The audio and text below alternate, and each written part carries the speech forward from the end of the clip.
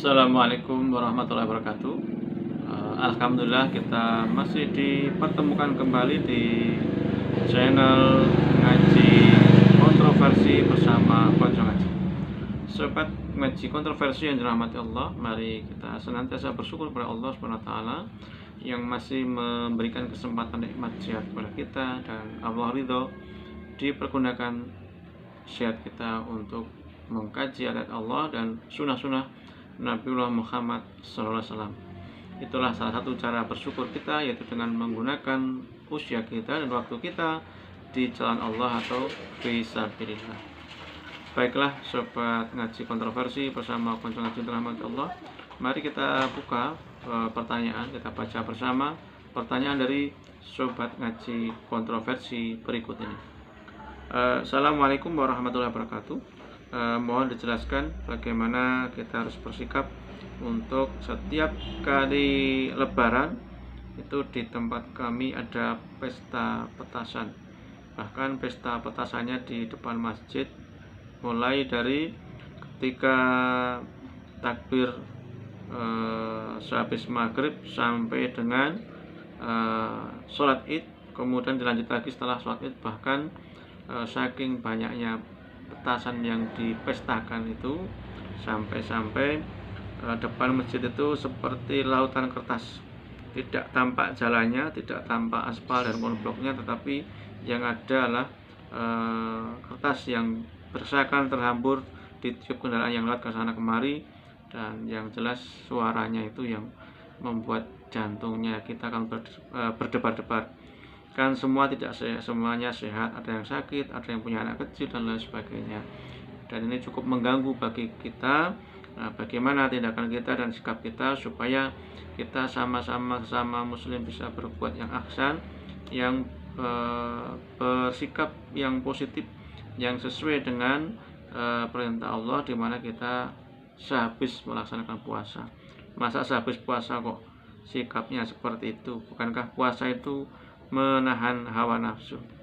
Terima kasih atas jawabannya, semoga bermanfaat. Assalamualaikum warahmatullahi wabarakatuh. Ya, baiklah sobat ngaji kontroversi yang dirahmati Allah, luar biasa pertanyaannya, dan pertanyaan ini memang kadang-kadang sungkan untuk diajukan karena terjadi di lingkungan kita masing-masing, di mana pada saat lebaran ada pesta petasan, dan yang berpesta justru kadang-kadang takmir masjidnya atau pemudanya atau pengurus pemudanya, bahkan tokoh-tokoh masyarakat di daerah tersebut, sehingga kita sebagai masyarakat kecil menjadi sungkan untuk menegur atau menyampaikan keluhan ini. Padahal banyak yang dirugikan, ada orang tua kita yang sedang sakit, ada yang punya bayi, ada yang sedang sakit gigi, ada yang pengen istirahat dan lain sebagainya. Yang jelas itu adalah polusi udara dan juga mengotori tempat masjid yang dirahmati Allah sebagai rumahnya Allah. Kadang-kadang saat kita masih sholat berjamaah, apakah itu sholat rawih akhir ataupun sholat 5 waktu, pun dinyalakan mercon dengan bersaut-sautan dengan suara yang menggema dan luar biasa gedenya. Kadang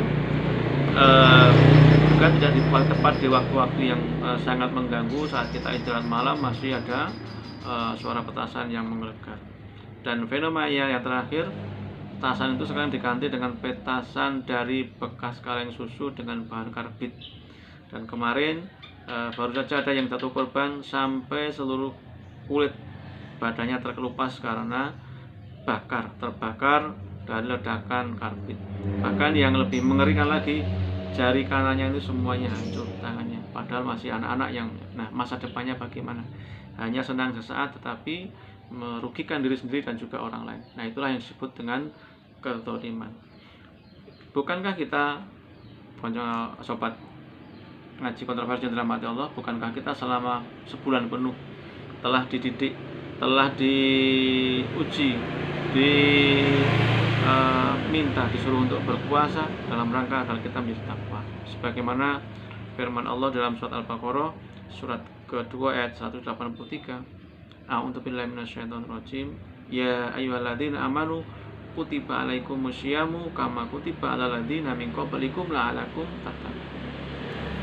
Wahai orang-orang yang beriman, diwajibkan atas kamu berpuasa sebagaimana diwajibkan atas orang sebelum kamu agar kamu bertakwa.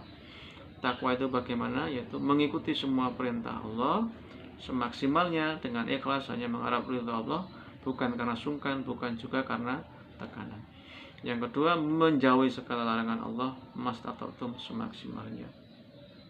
Nah, sekarang pertanyaannya, kita kan baru saja dicelup dengan puasa Ramadan 1 bulan lagi, tapi kok malah justru di ending bulan Ramadan, di akhir bulan Ramadan kok seperti menjadi-jadi, artinya tidak ada perubahan sekali. Maka sobat ngaji kontroversi yang dirahmati Allah, janganlah janganlah kita semua termasuk hamba Allah yang berpuasanya seperti puasanya ular. Ular itu kalau mau ganti kulit berpuasa beberapa hari, beberapa minggu, setelah berganti kulit ya sama saja, fisiknya sama, sifatnya sama, masih ganas, masih berbisa, dan masih perilakunya masih menakutkan makhluk lain dan hamba lain atau makhluk hidup yang lain. Maka berpuasalah seperti puasanya ulat. Ulat itu awalnya menakutkan, kalau menyinggol bisa gatal, bahkan yang namanya ulat srengenge, ulat matahari itu kalau terkena sangat gatal dan panas kan. Tetapi setelah berpuasa berhari-hari, berminggu-minggu akan jadi kepompong. Setelah kepompong sekian hari berubah menjadi kupu-kupu yang indah, yang dikenangi, yang digemari, yang memberikan nuansa damai, nuansa indah. Maka mari kita bersikap sebagaimana ulat, puasanya ulat, jangan sampai bersikap seperti puasanya kepompong. Maka fenomena pesta pesantren tadi adalah bagikan kita masih puasa seperti puasanya ular. Sikap kita masih sama, masih senang yang hoya-hoya, yang ugal-ugalan, yang merugikan orang lain dan diri kita sendiri. Bahkan Allah sudah berfirman di dalam surat Al-Baqarah surat kedua ayat 195, a'udzubillahi minasyaitonir rajim, wa anfiqu fi sabilillahi wa la tulqu bi aidikum illa tahlukah wa ahsinu innallaha yuhibbul muhsinin. Dan infakkanlah di jalan Allah, janganlah kamu jatuhkan diri sendiri ke dalam kebinasaan dengan tangan sendiri, dan berbuat baiklah. Sungguh Allah menyukai orang-orang yang berbuat baik. Jadi ada larangan, ada perintah untuk menginfakkan harta di jalan Allah. Kalau memang mau senang-senang, kan uang sendiri, masa boleh senang-senang, Pak? Boleh memang senang-senang, digunakan uangnya untuk mengundang anak yatim, anak orang miskin untuk makan bersama, atau membelikan keperluan mereka. Kemudian jangan kamu jatuhkan diri sendiri ke dalam kebinasaan dengan tangan sendiri. Ada saja contoh, tangannya 5 ini hancur, padahal masih anak-anak balita, dan bagaimana masa depannya. Itu namanya menghancurkan diri sendiri.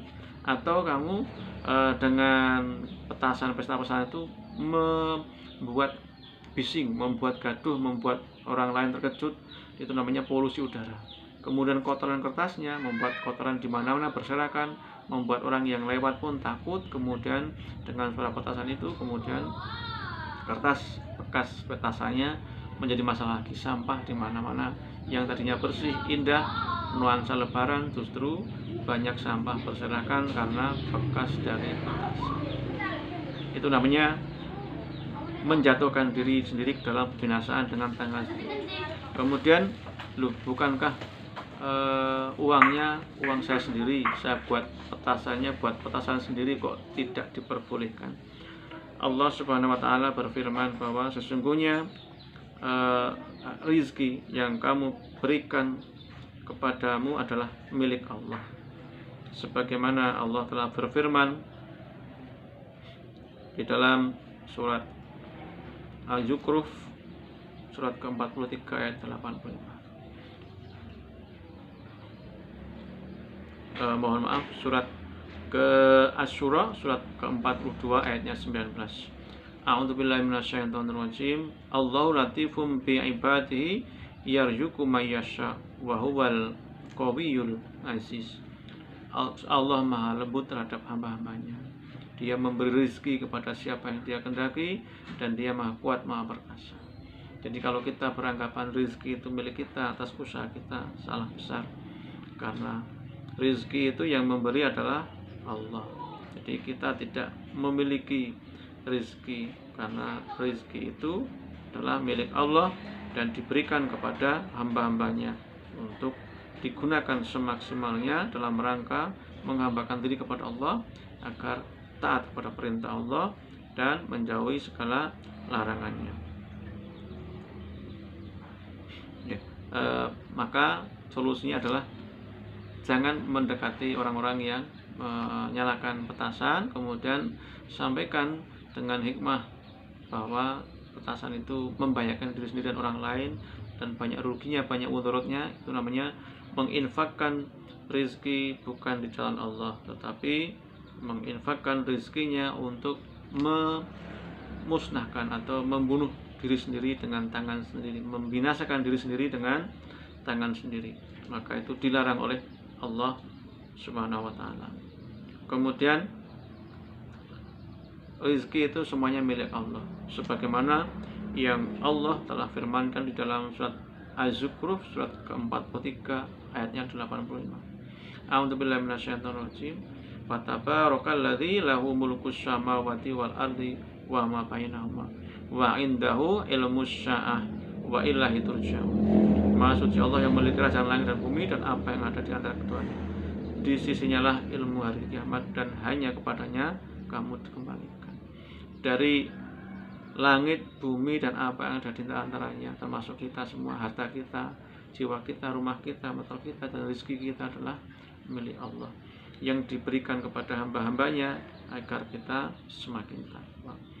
Wah, kalau saya mau menyampaikan kepada yang membuat petasan, yang buat petasan kan tidak nyaman, sungkan karena mereka pemuka masyarakat, bahkan ada yang takmir masjid, tokoh-tokoh pemuda. Kalau memang begitu masalahnya, sampaikan saja kepada Mas Babin Kamtibmas, karena sekarang di tiap desa ada yang namanya petugas dari kepolisian dan juga dari koramil terdekat, yaitu Babin Kamtibmas yang akan membantu masyarakat apabila ada kendala berupa keamanan dan kenyamanan. Itu kan sudah mengganggu keamanan, kenyamanan orang lain dan ketenangan di saat seharusnya dengan puasa itu kita tutup. Semakin takwa, semakin ahsan akhlak kita, semakin menghargai orang lain, semakin kita tidak ingin berbuat untuk merugikan dan mencelakakan orang lain atau lagi mengganggu orang lain. Maka sampaikanlah saja sama Mas Babin Kamtibmas. Kemudian himbauan kepada semuanya yang hari ini menjelang hari raya, maka anak-anak kita, saudara kita dan kakak kita atau tetangga kita himbau untuk tidak membuat petasan, karena itu berbahaya bagi diri kita dan juga membahayakan orang lain, polusi udara, polusi lingkungan dan polusi sampah. Kalaupun harus bersenang-senang di saat hari raya, masa merayakan hari raya tidak boleh? Boleh, silahkan. Kalau rezeki panjenengan memang berlimpah dan lebih, undanglah anak-anak yatim, mereka masih memerlukan uluran kita. Undanglah anak-anak miskin, banyak sekali di antara tetangga kita yang masih miskin, yang mungkin tidak bisa makan yang layak. Undang makan ke rumah panjenengan dengan dikemas yang ahsan, yang islami, insya Allah akan memberikan manfaat yang lebih baik dan bisa mengedukasi kepada hal yang lebih baik. Selamat menjalankan puasa sampai di akhir Ramadan dan selamat menjalankan berlebaran tetapi tanpa pesta petasan. Semoga ada manfaatnya. Assalamualaikum warahmatullahi wabarakatuh.